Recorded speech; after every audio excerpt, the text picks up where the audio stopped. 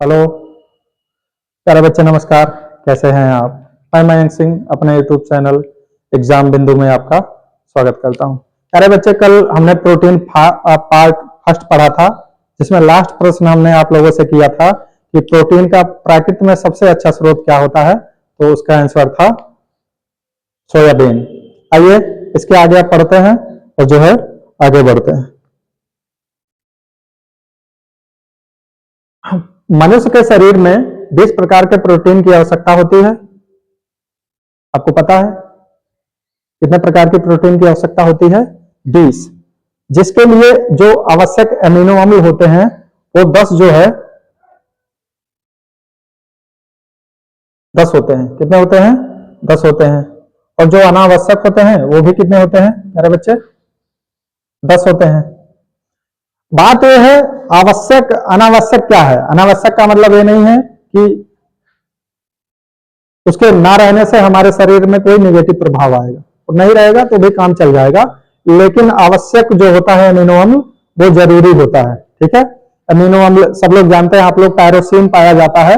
Tyrosine के कमी के कारण जो लोग होते हैं वो उदास रहते हैं और अपने काम में उनका मन नहीं लगता। इसी प्रकार से 10 जो है आवश्यक होते हैं। जो आवश्यक अमीन होते हैं वो हमको कहां से प्राप्त होते हैं बच्चे? भोजन से। कहां से प्राप्त होंगे? भोजन से।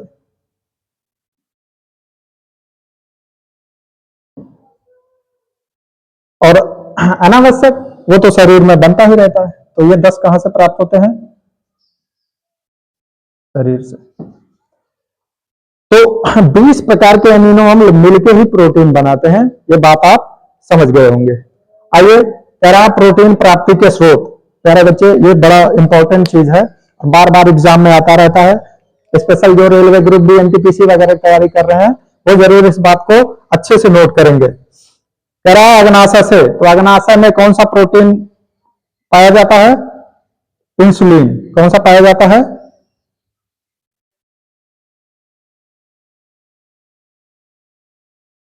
मांसपेशी। तो मांसपेशियों में जानते हैं बच्चे मायोसिन और एक्टिन। क्या पाया जाता है? एक बार बोलेंगे बच्चे? मायोसिन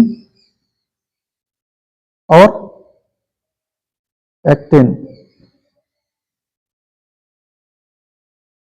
थोड़ा सा लिखने में समस्या हो सकता है बच्चे, डिजिटल बोर्ड नहीं है, छोटा छोटा ही लिखेंगे तो वो आंसर आ जाएगा। हड्डी, हड्डी से क्या प्राप्त होता है? कोलेजन।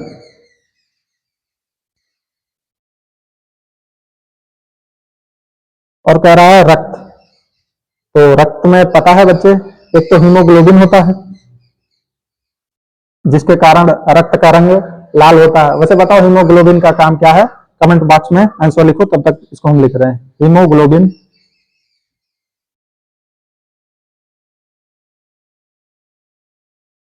दूसरा बच्चे प्रोथ्राम्बिन। और तीसरा जो पाया जाता है फाइब्रिनोजन।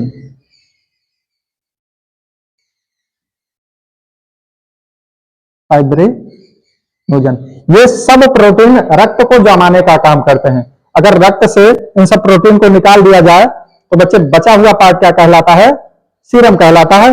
ये बात आप जान रहे होंगे। वैसे कमेंट में एक प्रश्न का आंसर देना, सीरम का धन क्या कहलाता है, जो हम आपको पढ़ा चुके हैं। इधर आइए, भोजन से क्या प्राप्त होता है बच्चे? गेहूं में पाया जाता है ग्लूटेन। क्या पाया जाता है? ग्लूटेन।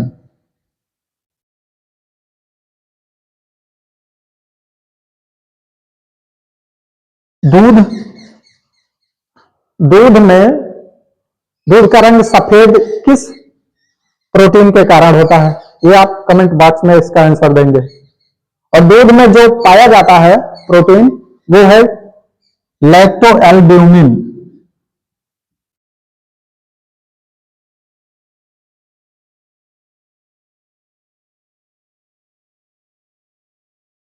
Lacto albumin. और दूसरा जो बच्चे पाया जाता है वो पाया जाता है केसिन। क्या पाया जाता है? केसिन। वैसे दूध का रंग जो है वो पीला भी होता है, तो किसके कारण होता है? कैरोटीन के कारण होता है। कभी आएगा एग्जाम में तो उसको भी वहीं पे नोट कर लेना। क्या होता है बच्चे? कैरोटीन। कैरोटीन के कारण दूध का रंग क्या होता है? पीला होता है। इस बात को आप समझ रहे होंगे। अंडा का जो सफेद पार्ट होता है उसमें कौन सा पाया जाता है?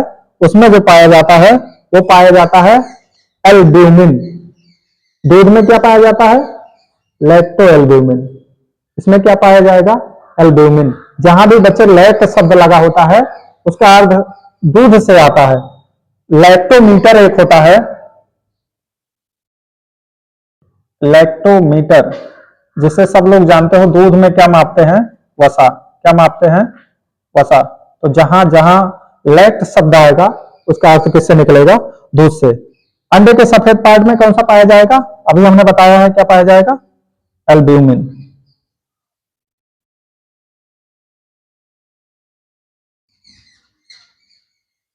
अच्छा प्यारे बच्चे, एक बात बताएं, जो एल्ब्यूमिन होता है ना, जब हम लोगों को पेशाब आता है और हम लोग होल्ड करके रखते हैं तो किडनी पे बहुत प्रेशर डालता है और किडनी फेल होने का डर रहता है। तो कभी जब पेशाब लगा हो और कभी सफर वगैरह कर रहे हो तो संकोच नहीं करना चाहिए। वहां पे जो है अगर गाड़ी में बैठे हैं या कहीं व्यवस्था नहीं है तो फिर तत्काल में उसका व्यवस्था देख के जो है हम लोगों को पेशाब जो है बाहर एग्जिट कर देना चाहिए, उसको नहीं होल्ड करना चाहिए। अंडा। अब अंडा में जो पीला वाला पार्ट होता है उसमें क्या पाया जाता है? तो प्यारे बच्चे उसमें पाया जाता है बिलेटिन। क्या पाया जाता है? बिलेटिन।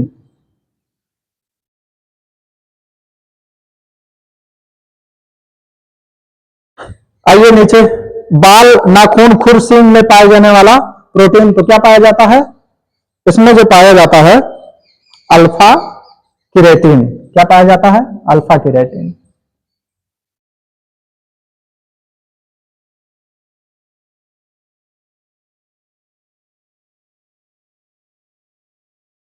तेरा प्रोटीन का फैक्ट्री किसे कहा जाता है?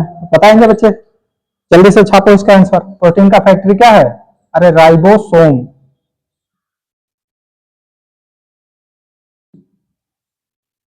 राइबोसोम। प्रोटीन के संश्लेषण का काम करता है कौन?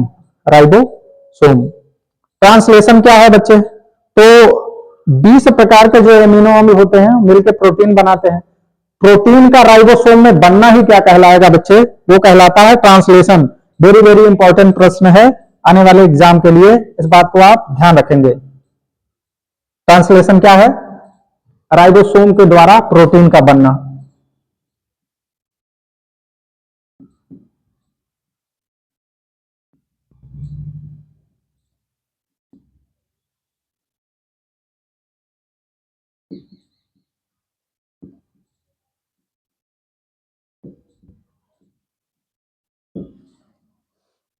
तेरा अमीनो एसिड को इकट्ठा करके प्रोटीन श्रृंखलाओं में जोड़कर प्रोटीन का संश्लेषण कौन करता है? तो अभी तो बताएं संश्लेषण कौन करेगा? राइबोसोम। कौन करेगा? राइबोसोम। इसको प्रोटीन का फैक्ट्री कहा जाता है।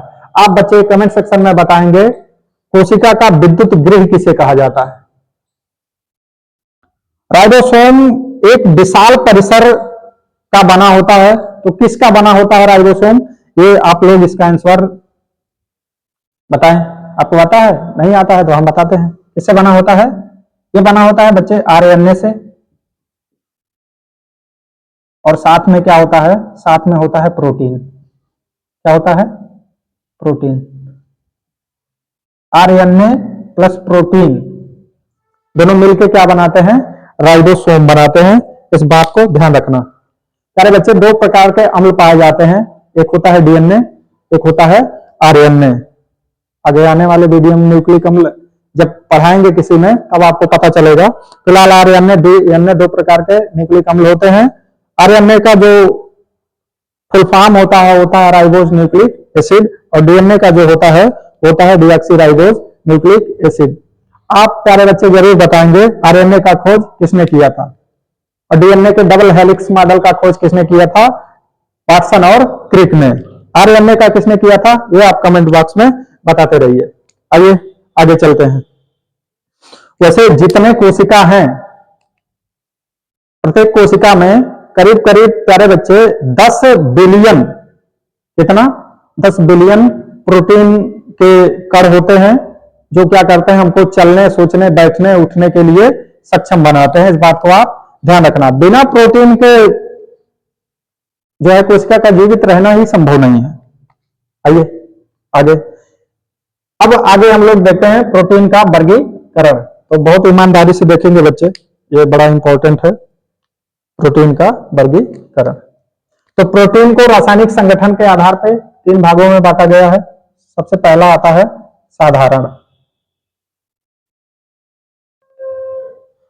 साधारण प्रोटीन, सिंपल प्रोटीन। दूसरा आता है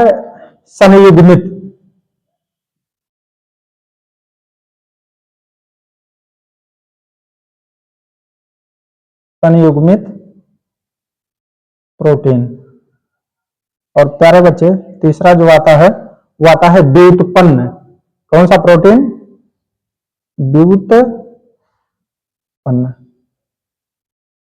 व्युत्पन्न प्रोटीन। तो रासायनिक संगठन के आधार पर 3 भागों में बांटा गया है। पहला साधारण, दूसरा संयुग्मित और तीसरा व्युत्पन्न प्रोटीन।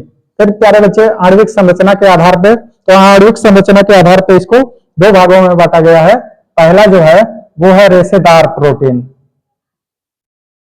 रेशेदार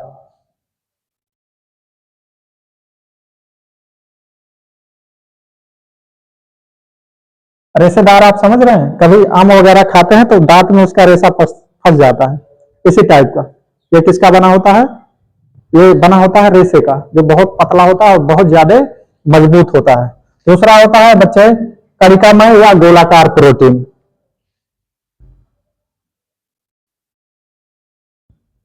कणिकामय या गोलाकार।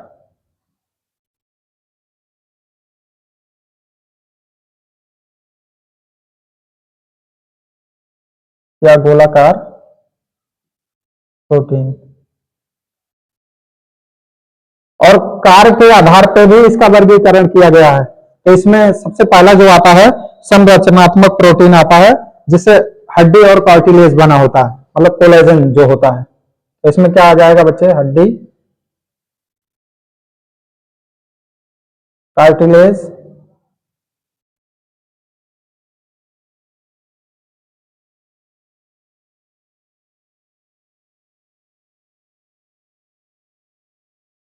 कोलेजन।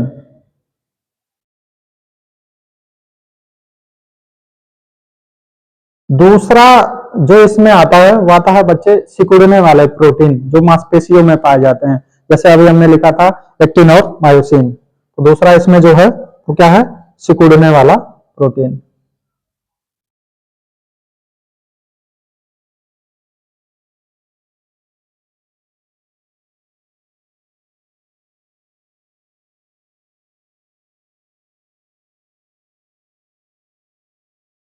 इसी प्रकार से इसमें तीसरा जो आएगा प्यारे बच्चे वो आएगा हार्मोन प्रोटीन।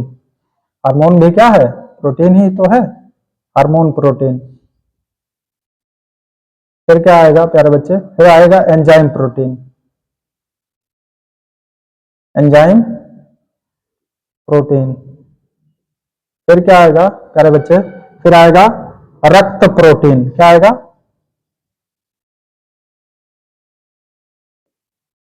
रक्त प्रोटीन। फिर लास्ट में आता है प्रतिजैविक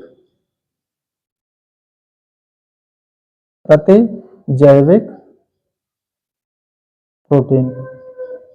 अरे बच्चे थोड़ा छोटा आंसर लिखना पड़ रहा है क्योंकि वो आएगा नहीं और स्लाइड से बाहर चला जाएगा। अब ईमानदारी से देखते रहेंगे। अब इनमें से तीनों को अलग अलग प्रकार से हम लोग पढ़ेंगे। और सबसे पहले हम लोग पढ़ते हैं प्यारे बच्चे साधारण प्रोटीन। साधारण पढ़ेंगे, इसी क्रम में फिर संयुग्मित, फिर व्युत्पन्न, ये पूरा खत्म होगा। फिर इसी क्रम में जो है आगे चलते रहेंगे। तो साधारण प्रोटीन क्या होता है? यह केवल अल्फा अमीनो अम्ल से बना होता है। किससे बना होता है? अल्फा एमिनो अम्ल बना होता है। अर्थात जल अपघटन करने पर, तो कोई चीज जिससे बना है जब अपघटित करेंगे वही देगा। तो जल अपघटन करने पर क्या देता है? अल्फा एमिनो अम्ल देता है। क्या देता है? अल्फा एमिनो अम्ल। अरे बच्चे, एक एक पॉइंट एग्जाम में आएगा, कभी भी प्रोटीन इससे बाहर नहीं जाएगा। यह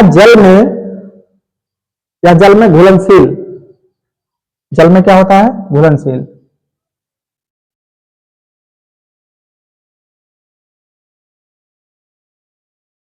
तथा उदासीन लवण में क्या होगा? अघुलनशील होगा।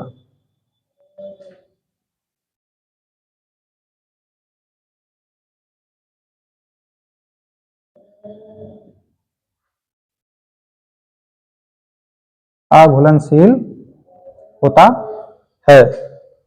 कह रहा है इसमें की मात्रा अधिक होती है।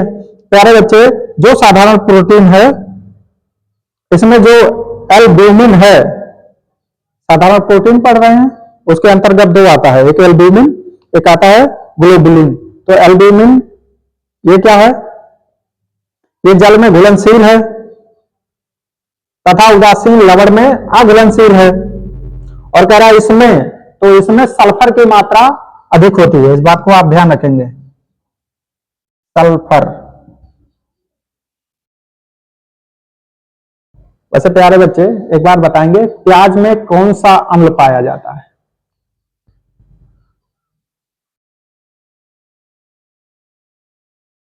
इसमें सल्फर की मात्रा अधिक होती है।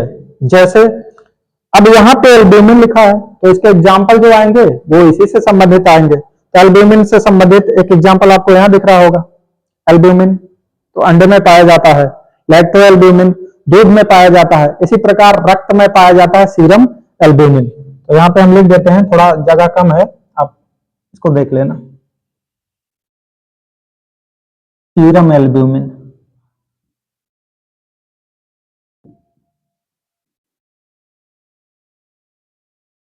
ये किस में पाया जाएगा? रक्त में, एल्ब्यूमिन। ये किस में पाया जाएगा? अंडे में, और वो भी अंडे के सफेद वाले पार्ट में। इसके बाद आता है बच्चे लैक्टो एल्ब्यूमिन। लैक्टो एल्ब्यूमिन, तो अभी हमने बताया लैक्ट शब्द लगा है तो किससे निकलेगा? दूध, यानी ये कहां पाया जाता है? दूध में। और दूसरा जो है साधारण प्रोटीन में ग्लोबुलिन। इसी प्रकार से और भी हैं, तो अगले वीडियो में उसको हम लोग देखेंगे। यहां तक देख लेते हैं। यह जल में क्या होता है बच्चे? या जल में अविलय होता है।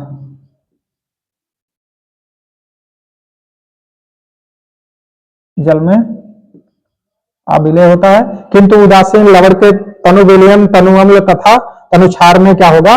विलय होगा।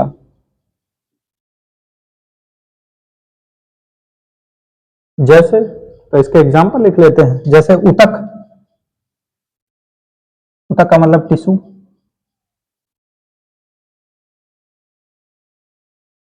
वैसे बताएंगे बच्चे, लिक्विड कनेक्टिव टिश्यू किसे कहा जाता है? और दूसरा जो है रक्त सीरम।